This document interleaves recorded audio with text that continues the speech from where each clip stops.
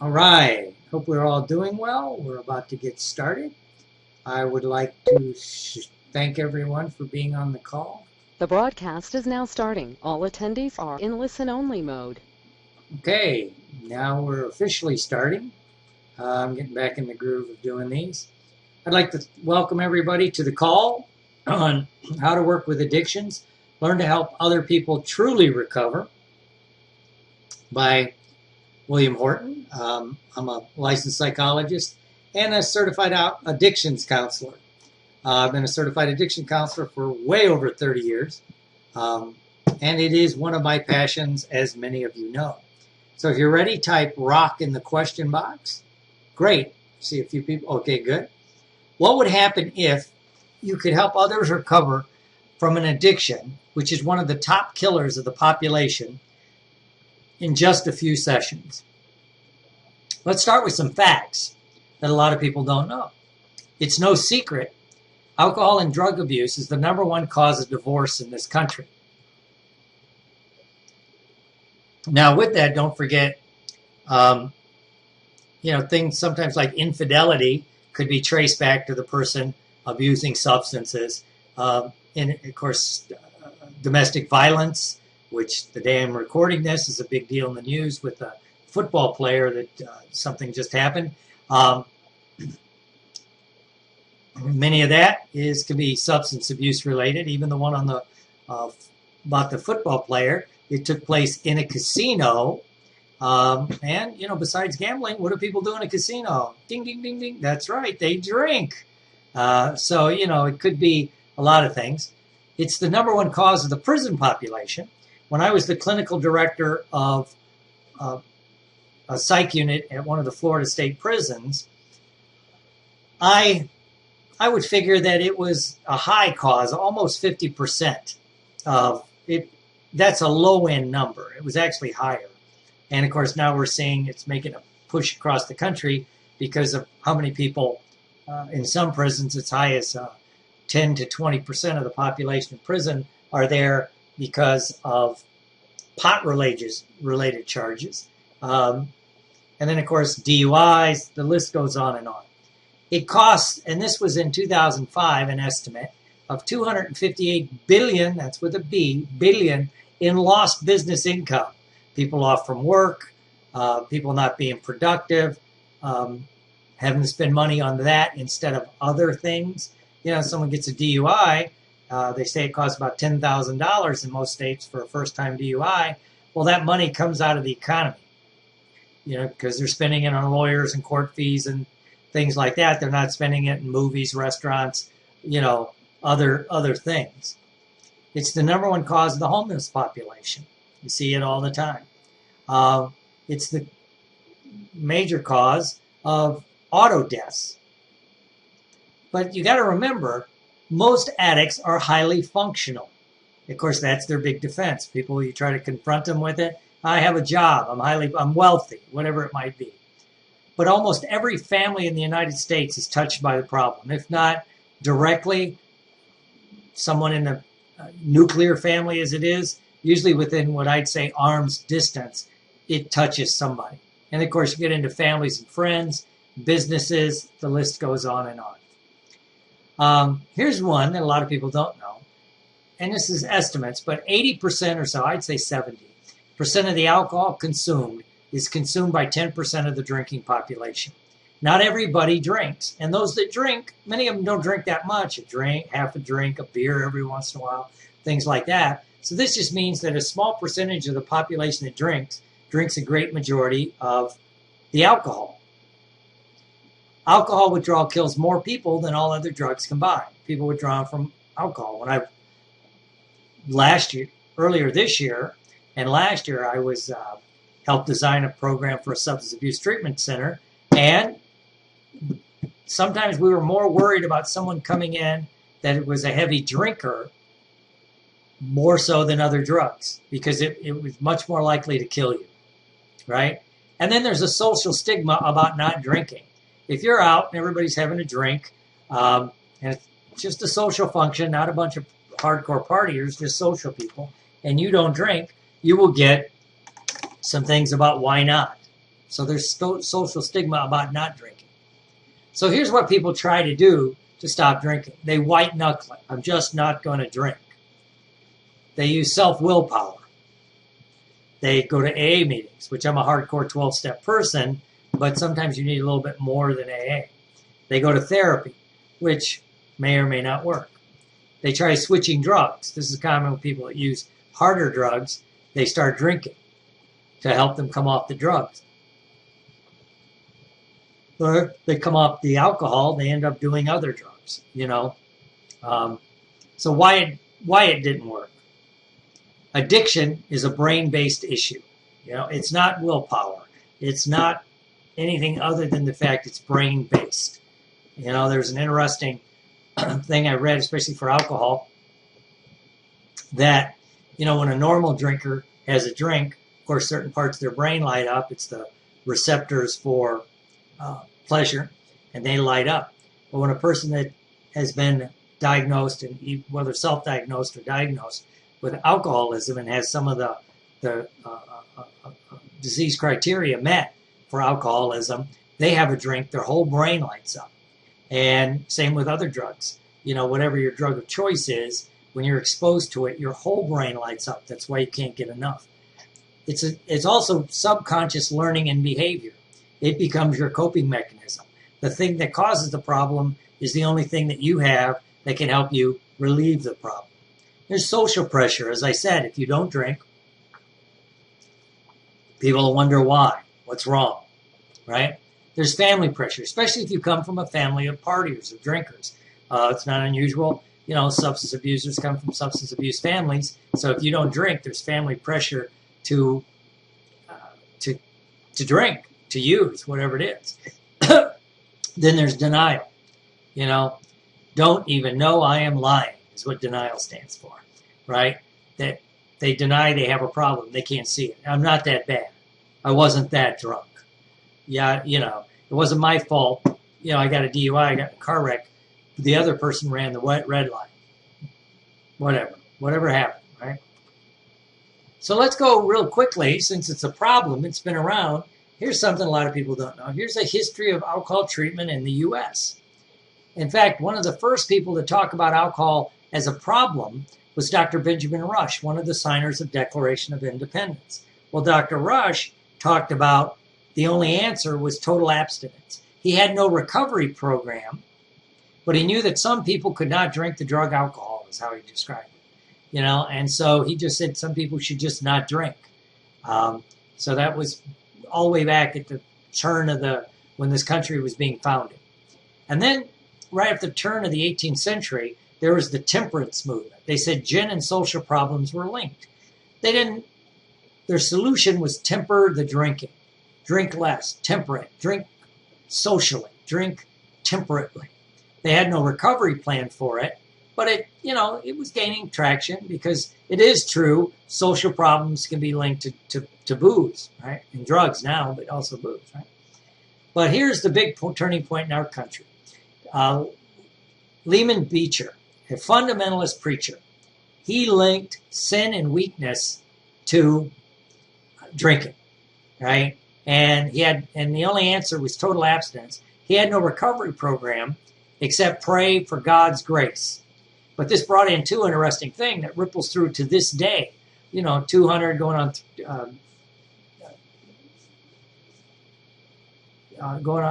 200 and how many years later, right? That still rings through, which is, so if you pray for God's grace to stop drinking, and you do okay for a while, and you drink again, you must be so horribly sinful and weak that God doesn't even love you, right? You haven't been given God's grace, right? So it's an interesting thing, but to this day, it ripples through that drinking alcoholically is sinful, and it also shows a moral weakness, right? And then what happened in around 1840, the Washingtonian movement came of age, and they called it a moral problem. They suggested total abstinence, but they had their idea of recovery was fellowship, hang out with other people like-minded that didn't want to drink, and do things that People didn't drink. Now, this was a huge movement, the Washingtonian movement. I read that it was like in the hundreds of thousands when it basically started to break up in 1860. Of course, what broke it up was the Civil War in this country. And, of course, you had the northern Washingtonians, the southern. Of course, it ended up falling apart. Politics got involved, fell apart. And it was still floating around. People were doing it, but no big deal. And then around 1900, you had the psychological movement, right? Which was, they said the only answer was a spiritual or psychic change, which actually comes in later with also Dr. Silkworth. But they had no recovery program. They just knew people shouldn't drink. And their answer was a spiritual solution. Then in 1928, a group got started in just outside Boston, and it was called the Oxford Group, the Oxford Movement. They still linked it back to sin, right? That you need to have a spiritual experience.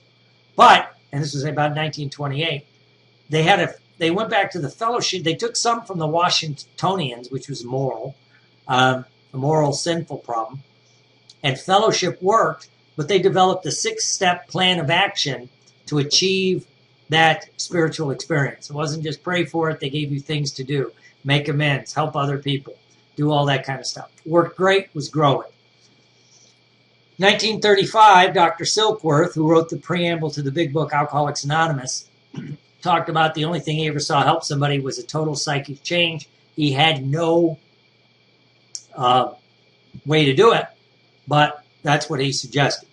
And then Dr. Carl Jung, as many of us know, he really had no opinion whether on like sinful, not sinful cycle. He just thought that a spiritual experience is what produced a psychic change that helped psychic to him at like deep psychological restructuring to make a change. And he suggested the Oxford Group. He'd seen people change.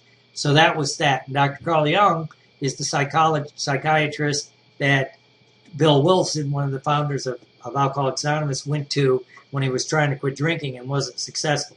I think when I heard he tried to get in to see Freud, but of course Freud was Freud, so he sent him to his one of his colleagues at the time, Carl Jung.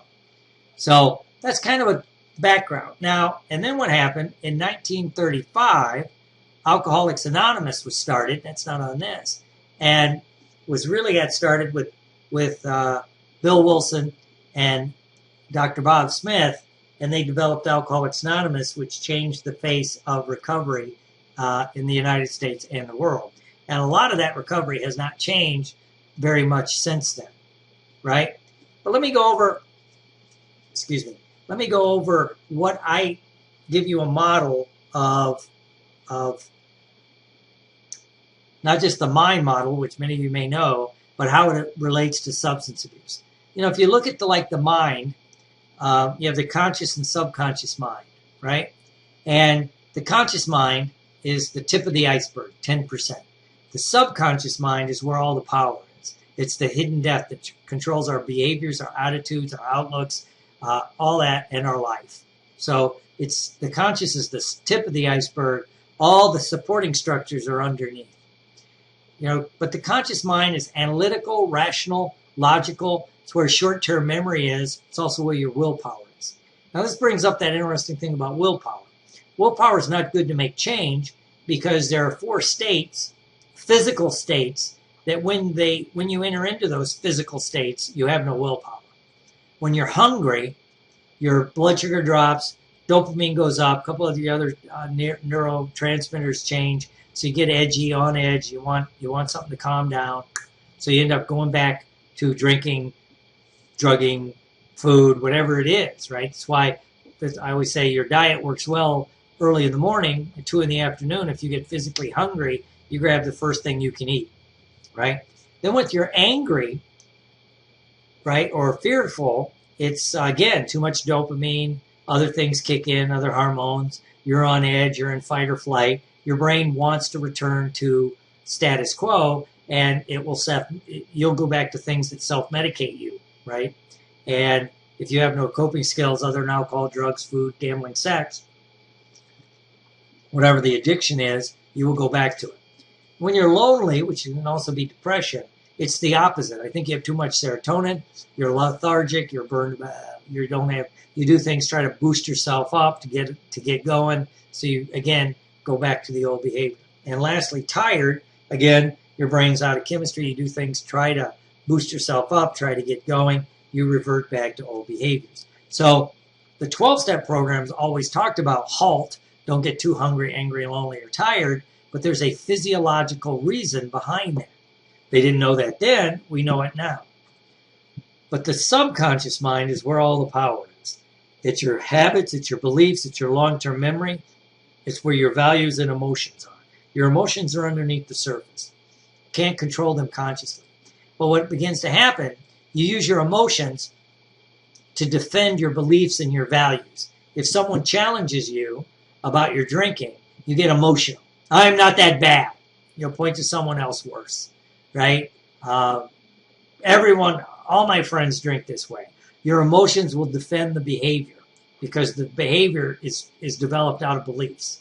So it's why it's hard to argue. It's why, it's hard to do an intervention because it's so emotional because people are defending their beliefs, right? But you have to change down there at that belief level. If you're from a substance abuse family, you have a lot of beliefs about substance abuse, about drinking, drugging, whatever it is, that you may not even be consciously aware of, or your client may not be consciously aware of. I always think of a smoker. If they grew up with a smoker, another smoker, even though the adult, the mom, the father, the uncle, the brother might have said, don't smoke, it's a terrible habit. Well, you're seeing them smoke. You're seeing them have fun smoke. You see them say things like, can't start the day without a cigarette. Got to relax with a cigarette. Can't kick back without a cigarette. So you develop the belief about smoking being pleasurable. So you have to change that. Again, look at substance abuse. Other substance abuse. Real men drink. Real men control their liquor. Don't trust a man that doesn't drink. Can't have fun not drinking. And again, you grow up in a substance abuse family. The only time you see mom and dad get along, laugh, joke, have a good time is when there's drinking. So you develop the belief about the substance abuse long before you drink, right?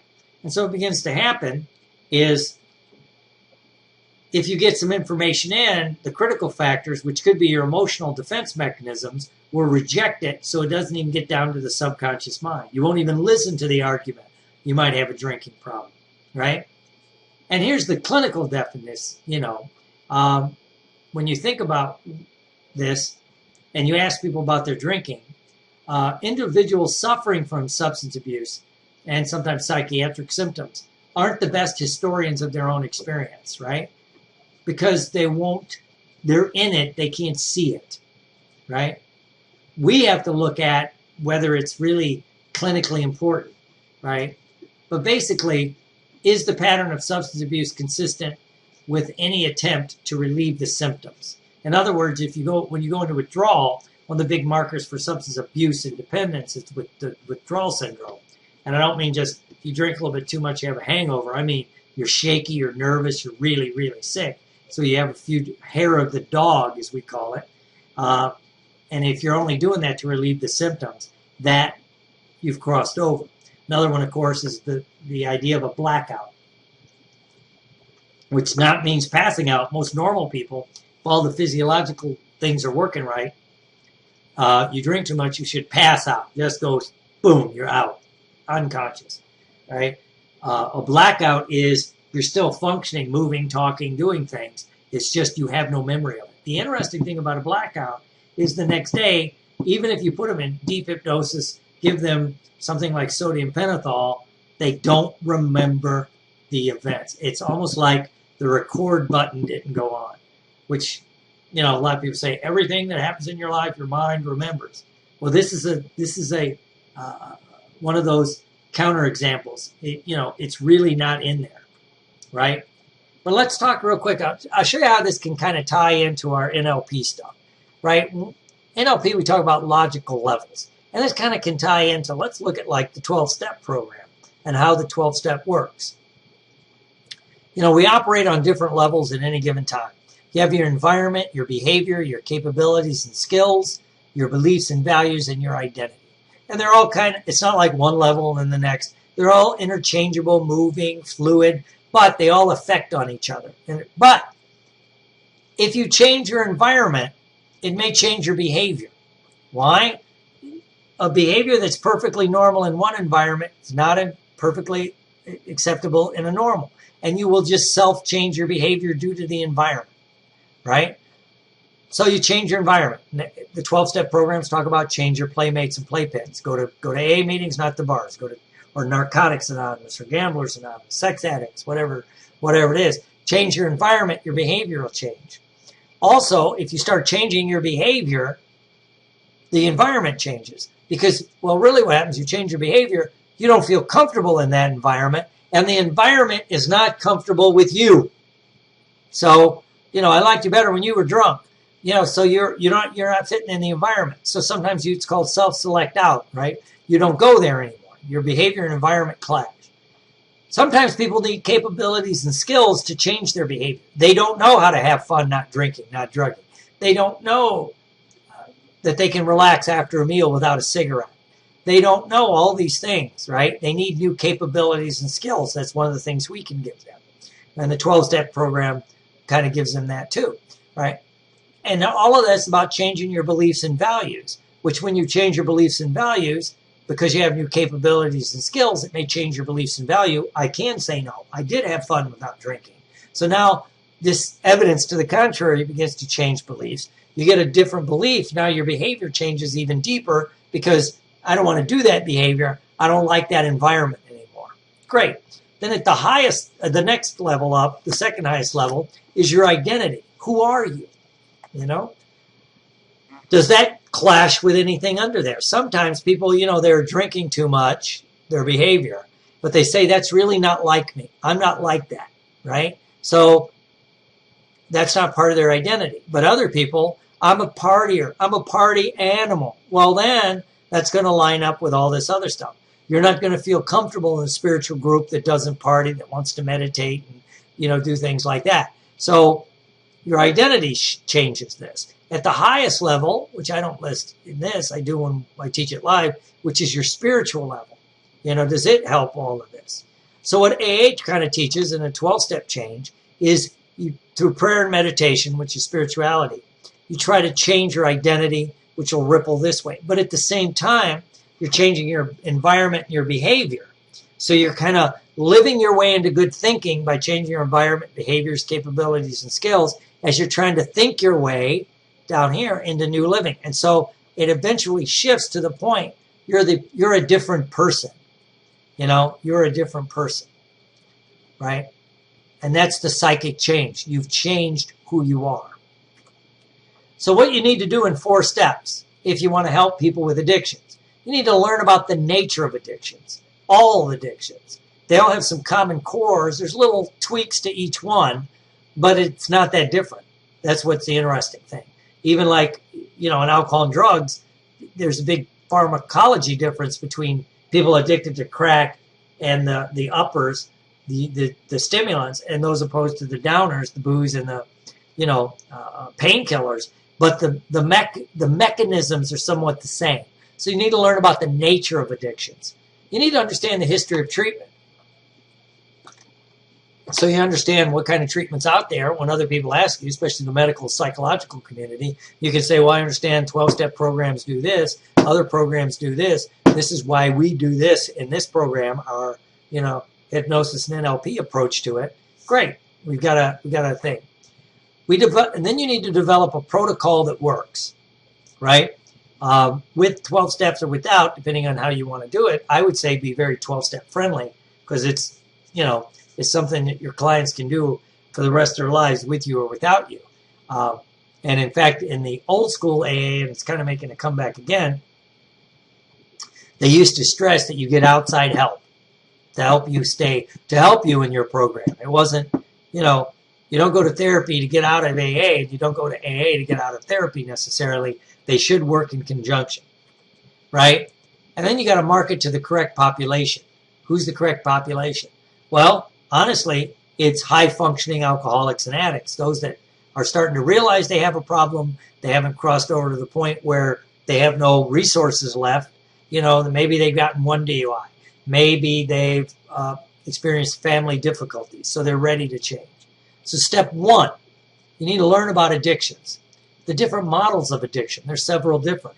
There's a psychological model. There's the social model of addiction. There's the medical model. So you need to know a little bit about each one. The genetic model. There's these different things. I think it's a biosocial, psychological model, right? Because it's based in biology, but it's also social and it's also biological, as we know now. So there's all these things. So you need a little bit of knowledge of that. You need to know the latest brain-based research, what they're finding out about addictions. A lot of research coming up. The Craving Brain is a great book, is a good starter book that explains it, right? Dr. Rudman's The Craving Brain. They're always coming up with new things. I just saw some research about monkeys, primates, like fruit, fermented fruit. So do elephants. All these mammals like this fruit. They'll go out of their way to find it and eat it, right? Now, they're limited about how buzzed they can get because they can only ferment so much, but they'll go out of their way to eat it, right? And then what about the social stigma of an addiction, and then the social stigma of admitting you have an addiction and doing something about it, right? I'm always amused myself, and this is the problem that got me into becoming a hypnotist and an NLPer professionally. I was an alcohol and drug counselor first. After I sobered up, I kind of went down this path. I'm still active in recovery movements, 12-step programs, helping people doing this and that. And yet there's a social stigma, because I'll mention it at a conference, both hypnosis and NLP, and sometimes even psych. Well, why do you still label yourself an alcoholic? Well, it doesn't bother me. It seems to bother other people more than it bothers me. They don't understand the whole concept, in my opinion. But there's that social stigma, right? Step two, the history of treatment. What is it? Where did it come from? Who's doing it? It peaked in the early 80s, then kind of died off. Now it's kind of non-existent. It started to make a comeback in the United States with the advent of Obamacare. It's kind of been put on hold till all that works itself out. I mean, we tell people to get help, and people are shocked when they start calling around, and there's very few treatment centers. And most of the really good ones are private pay. Yeah, we'll do treatments $35,000 for the first however many couple weeks. You got to pony up that money up front. Well, if you have it, I'm sorry, we can't help you, right? Well, I have insurance. Well, your insurance will only pay this much. How do you want to take care of the copay? So it's pretty brutal. It's business. So you need to understand the history of it, AA, where it comes from, what it is, what it really means, what is it, what is its intention. AA was meant to be a bridge back to normal living, right? It never was really intended to be a lifestyle in and of itself. It became one, which is fine, but what about AA? The psych model, the psychological model of addiction, the medical model of treatment. Yeah, they're a little bit different, but they approach it somewhat the same. There's the social model, Then there's some models that have been discredited lately, the temperate,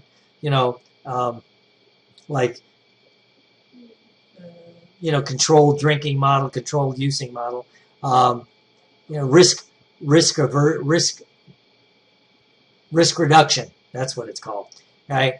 That everything's risky, so we try to limit the risk. Then there's the spiritual model, right? They all work. There's different treatments. You just need to know about them and how what you do fits in with all this, right? Step three, after you look at the various models, you need to develop a protocol that you can live with. And I would say have a couple protocols, for people that want to take different paths if and when you're presented with it. And then you need a step-by-step methodology to get them to do it.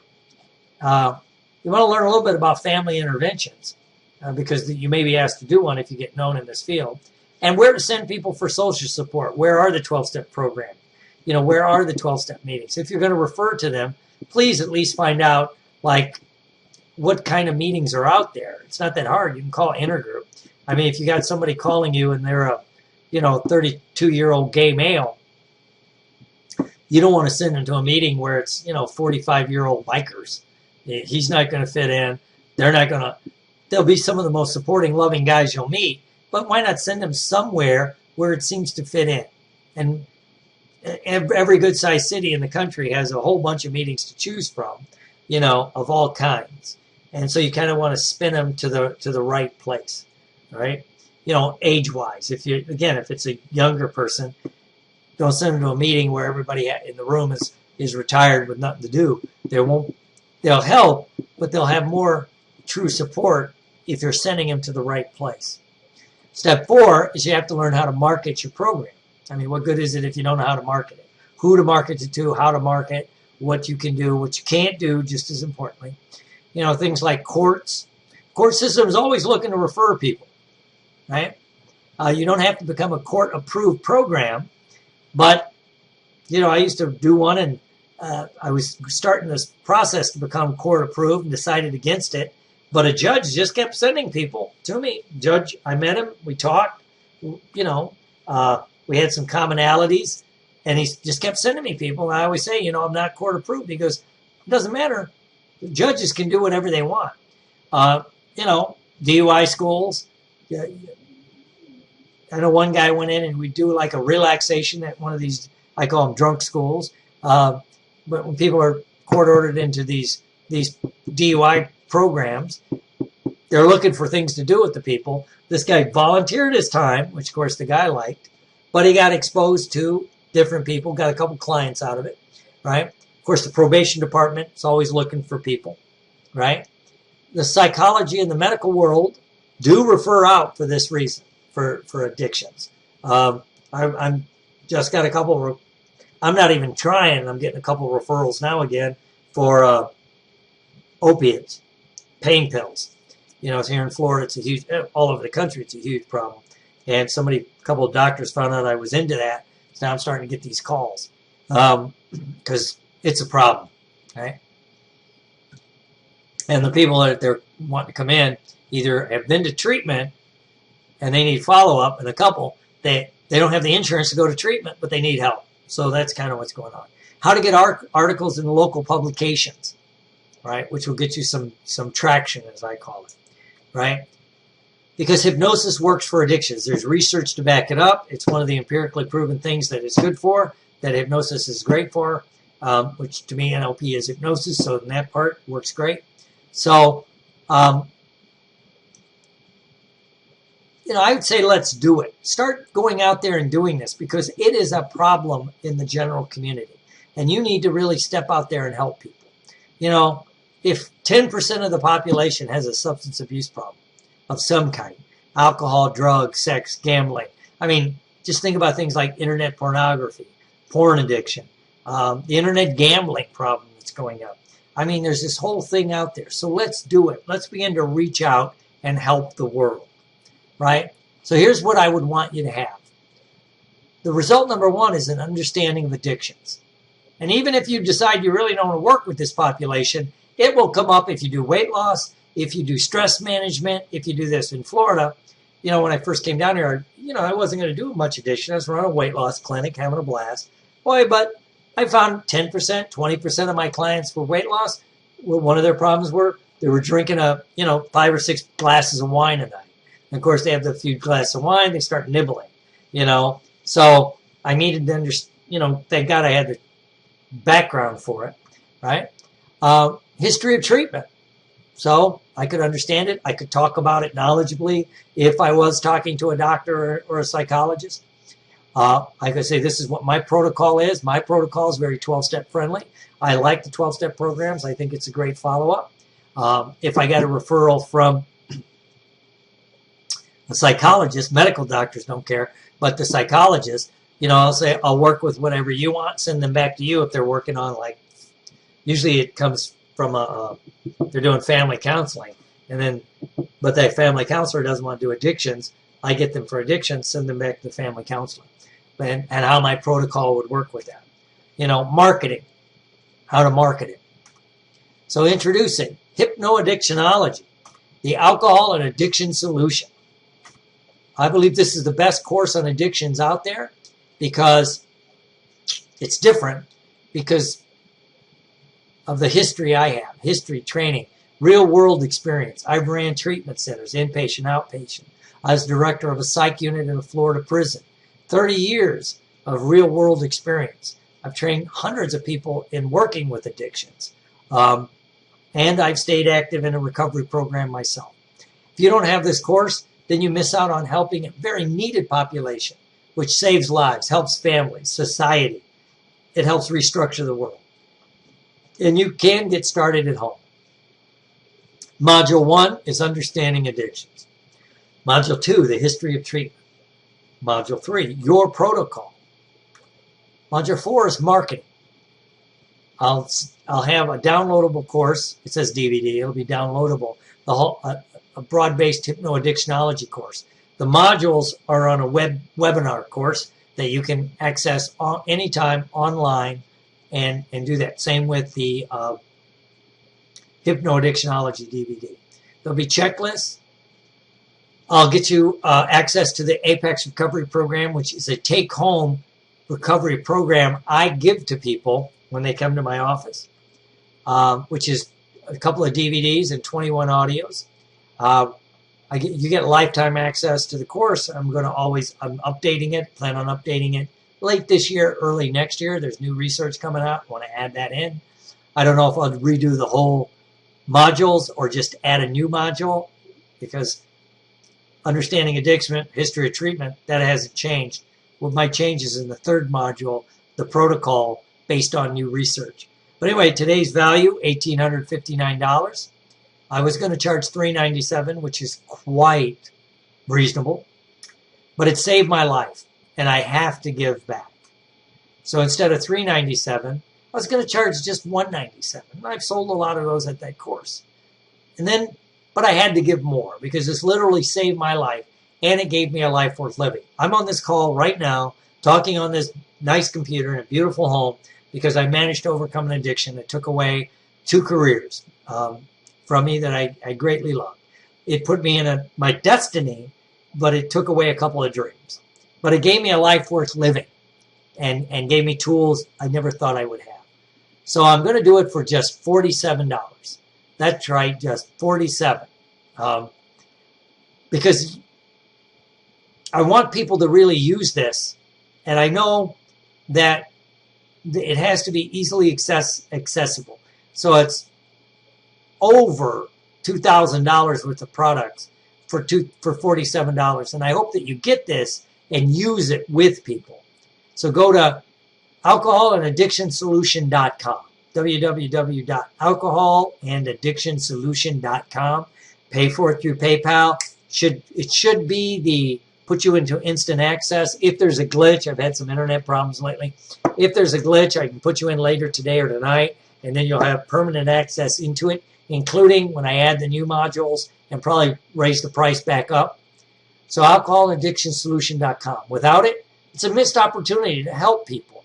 Lost income. No impact on society. People still suffer. It's a horrible disease. You know, we had Philip Seymour Hoffman die earlier in the year. People made a big deal. They asked me about it. I said, addicts die horribly and usually alone. Going back to Heath Ledger, Jimi Hendrix, Janis Joplin. Just because you're talented doesn't stop you from killing yourself with an addiction, right? People suffer, and then their families suffer. Philip Seymour Hoffman left kids. It's a horrible thing, and we can help. With it, you become comfortable working with addiction. It's a new audience. There's better outreach, a positive feeling of helping people, a positive society impact. There's more of a connection, a personal coach through the process. That's myself, because this is something I have to do. It's a charge. It's a mission. So what to do? Go to alcoholandaddictionsolution.com to secure your spot right now. Click the pay button and send. It says $197. It's down for $47 to Dr. Will Horton. Log into the membership site in the next few minutes and get started. So go ahead and do it right now. It does, when you click on it, it says $47, takes you right there. Alcoholandaddictionsolution.com. So I'd like to thank everybody for being a part of this call and letting me share my passion, my purpose, my mission with the world.